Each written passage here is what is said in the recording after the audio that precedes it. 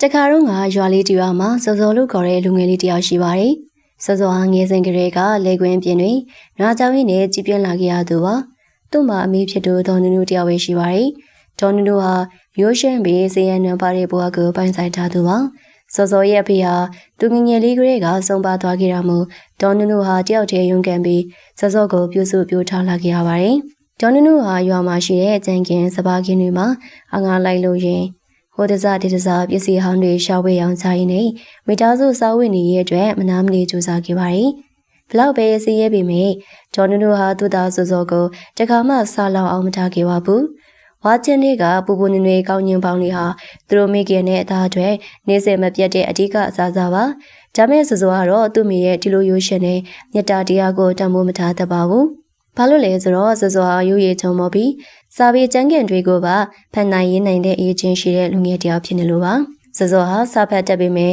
သူစိတ်ထဲမှာတော့ရီမန်းချက်ကြီးမားလွန်ပြီး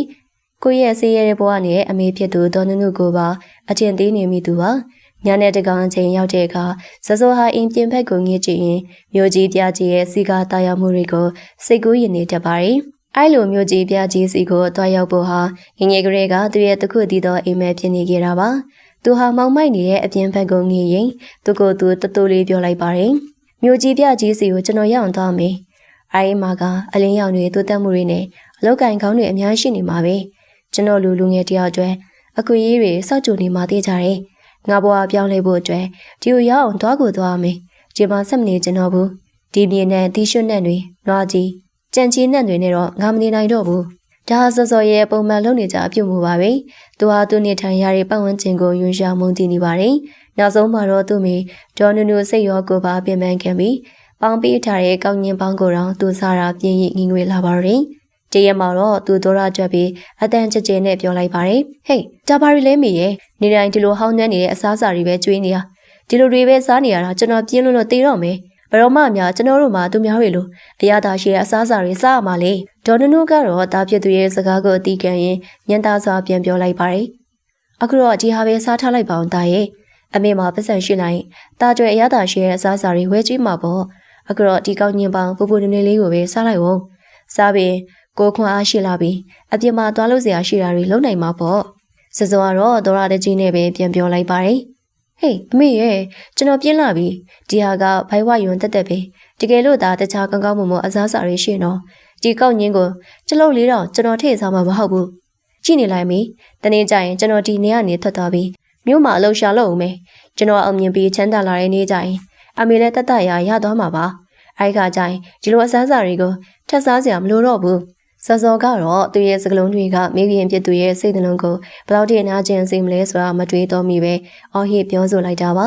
ါဒေါ်နုနုကတော့ပြန်လဲပြီးအငြင်းမပွားပါဘူးသူသားရဲ့မျက်ဝန်းတွေထဲမှာနေစင်နဲ့များတိုးပွားလာနေတဲ့ကိုမီပေါ်ချရွှေတဲ့စိန်ကောင်းမှုတွေကိုသာငြင်းချင်းစိတ်မကောင်းစွာနဲ့ငြိမ်သက်နေခဲ့ပါတယ်ဒေါ်နုနုဟာသူ့သားဖြစ်သူသူစီကနေထွက်ခွာသွားတော့မယ်ဆိုတာကိုရိပ်မိနေပါတယ်သူမပေးစွမ်းနိုင်တဲ့အိမ်မက်တွေနောက်ကိုစောစောလိုက်သွားတော့မှာပါ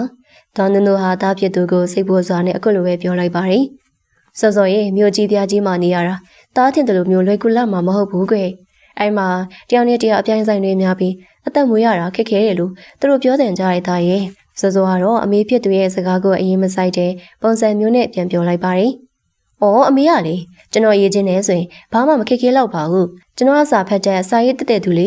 ဘလို့ပဲဖြစ်ဖြစ်ကျွန်တော်ကိုယ့်အကိုပြီးရက်တည်နိုင်မှာပါ။အမေစိတ်မပူပါနဲ့။အကျင့်ရောက်ရင်အမေဘာမှတွေးနေစရာမလိုတော့ဘူး။ပတ်စံရှင်ဘာမဆိုဝဲသုံးလို့ရနေပြီမေ။အေးစီစီပဲနေပြီတော့။စောစောဟာဒီလိုစကလုံးလှလေးတွေပြောနေပေမဲ့သူရဲ့ရင်ထဲမှာတော့အမေဖြစ်သူအပေါ်ဘာမျိုးလင်းချမ်းမှဘာမြတ်တာမှမရှိတော့ပါဘူး။သူဟာသူ့ရဲ့ကိုကောင်းဆန်တဲ့စိတ်နဲ့မျိုးကြီးရဲ့စိန်ခံဘဝတွေနောက်ကိုပဲအပြေလွှားလိုက်ပါခြင်းနေရပါ။လာရီအတော်ကြာပြီးတဲ့နောက်မှာတော့စောစောစောင့်မြုံနေတဲ့မျိုးကြီးကိုထုတ်ခွာရမယ့်နေ့ကိုရောက်ရှိလာပါရယ်။စောစောဟာသူ့ရဲ့ဝက်ချဲအဟောင်းလေးတွေကိုတင်စီလိုက်ပါတယ်။သူဝစားဟောင်းလေးတွေနဲ့အမေဖြစ်သူဒေါ်နုနုစီအားရသမျှပတ်စံနေငယ်ကိုတင်စီလိုက်ပါတယ်။ဒေါ်နုနုကလည်းအသားဖြစ်သူခရီးလမ်းမှာဘိုင်းမစားရလေအောင်ကောင်းညင်တဲ့ချက်ခင်ကိုအကောင်းဆုံးဖြစ်အောင်ပြင်ဆင်ပြီးအထုပ်လေးလုပ်ပေးလိုက်ပါတယ်။ဒေါ်နုနုဟာအသားဖြစ်သူကိုကြည့်ပြီးမျက်ရည်စက်လက်နဲ့မှားကြလိုက်ပါတယ်။ဒါစောခီးလက်မှာကုကူကျူးဆိုင်နော်ဒီကောင်းညင်ထုတ်လေးဟာအမေအထူးတလဲပြင်ပေးထားတာပါခီးသွားရင်စားဖို့တင်ထလိုက်အောင်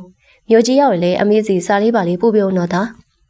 အ အေးပါဗျာမိမမဟုတ်ပါဘူး။စောစောကတော့အမေဖြစ်သူရဲ့စကားကိုအလေးမထားပဲအလောတကြီးပြန်ပြောလိုက်ပါတယ်။ပြီးနောက်သူဟာအမေကိုလှည့်တော်မကြည့်ပဲကြောခိုင်ပြီးထွက်သွားပါတော့။သူနောက်မှာတော့မြေရီကြနေတဲ့အမေဖြစ်သူကိုတစ်ဆက်ကလေးမှလည်းကြည့်ခြင်းမရှိပါဘူး။စောစောဟာနေ့ရက်ပေါင်းများစွာလဲရှောက်ခဲ့ရပြီးရွာစဉ်တွေကဖြတ်တန်းသွားတဲ့ကားတွေကိုအကူကြီးတောင်းကာစီးနှင်ခဲ့ရပါတယ်။ရဲတော်ကြတဲ့အခါမှာတော့သူအလွန်တက်မှတ်နေခဲ့တဲ့မြို့ကြီးပြကြီးစီကိုရောက်ရှိလာပါတော့။သူမျက်စိရှိမှမြင်တွေ့လိုက်ရတာကတော့ကားရဲ့အဆက်မပြတ်သွားလာနေပြီးကောင်းကင်ကိုချိုးတက်နေတဲ့အဆောက်အုံမြင့်ကြီးတွေပဲဖြစ်ပါတယ်။စောစောဟာမြို့ကြီးပြကြီးရဲ့အလင်းရောင်နဲ့စီစဉ်ချမ်းသာများကြီးတို့ရောက်ရှိသွားခဲ့ပါတယ်။သူဟာနောက်ဆုံးမှာအုံမြင်လာပြီးအလုံးရှင်ဦးသက်ပါရဲ့ယုံကြည်အားထားတဲ့စင်းကင်ဖြစ်လာခဲ့ပါတယ်။သူရဲ့ရင်မဲချက်များပြေဝလာတဲ့အခါသူကအမေဖြစ်သူဒေါ်နုနုနဲ့သူရဲ့ဇင်မြစ်ကို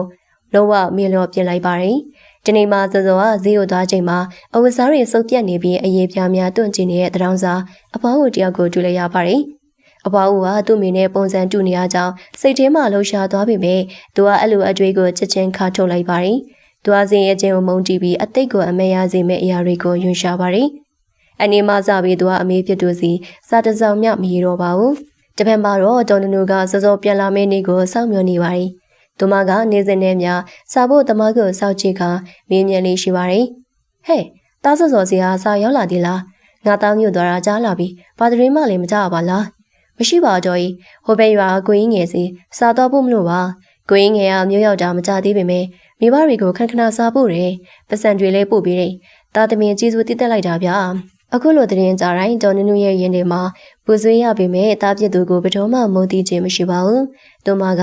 နေတိုင်းကောင်းချင်းပေါင်းခါစောစောအမြဲသေးသွားလေးရှိဟဲ့ဝါချင်းလေးတဲ့ထည့်ပြီးဆူတောင်းပေးလေးရှိပါတယ်။စောစောတာကြီးအမေဆူတောင်းပေးပါတယ်။တာလေးကျမချမ်းသာပါစေ။တာလေးအိမ်ပြန်လာချိန်အမေစင်ကကောင်းချင်းပူပူလေးကအမြဲဆောင်နေမှာနော်။ရဲတော်ကြပြီးတဲ့နောက်မြို့မပြန်လာတော့ကုန်တဲ့တယောက်ကစောစောဟာဦးသက်ပါရဲ့ကုမ္ပဏီက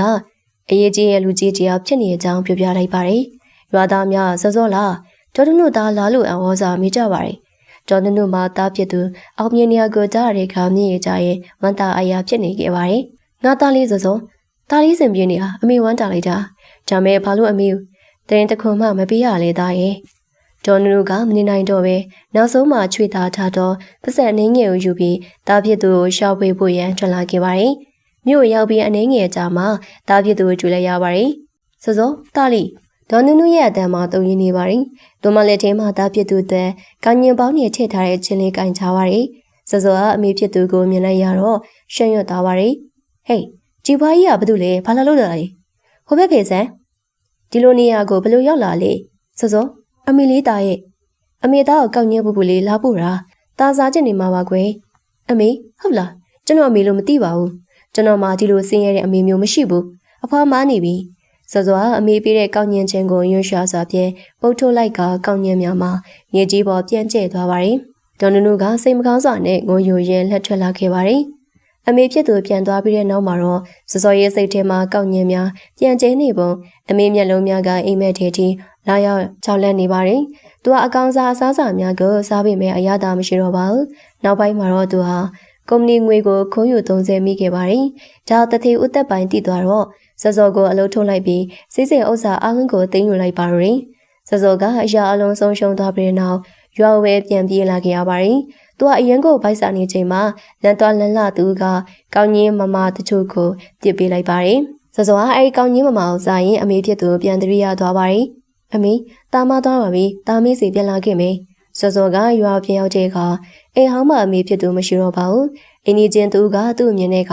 စောစောမင်းမေဒေါ်နုနုလားမေမေအမေကအလန်းတည်းနေမြို့သွားရှာလीသူပြန်လာတော့လေမင်းမရှိအဲ့နောက်မှာသူတယောက်တည်းစိတ်တော့ကရောက်ပြီးမကြခင်ကပဲဆုံးသွားခဲ့ပြီကွာဒီစကားကိုကြားတော့စောစောကအော်ဟစ်ငိုယိုလိုက်ပါတယ်သူနောင်သားရချိန်မှာနောက်ကျသွားခဲ့ပြီဖြစ်ပါတယ်နောက်ဆုံးမှာတော့စောစောဟာအယူတယောက်လိုရွာတွေရှောက်သွားရင်တောင်ရန်စားတောက်ကအသက်ရှင်နေခဲ့ရပါတယ်